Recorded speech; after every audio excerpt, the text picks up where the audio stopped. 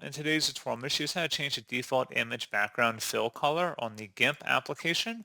So this should hopefully be a pretty straightforward process here, guys. And without further ado, let's go ahead and jump straight into it.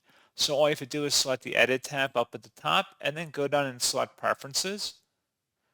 On the left panel, select where it says Default Image. And then on the right side, if you scroll down underneath Advanced Options, there should be something that says Fill With.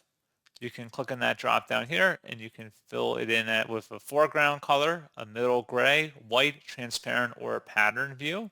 And then just make your selection and then select OK to confirm. And that's all you have to do. So pretty straightforward process, guys. And as always, thank you for watching. I do hope that was able to help you out. And I do look forward to catching you all in the next tutorial. Goodbye.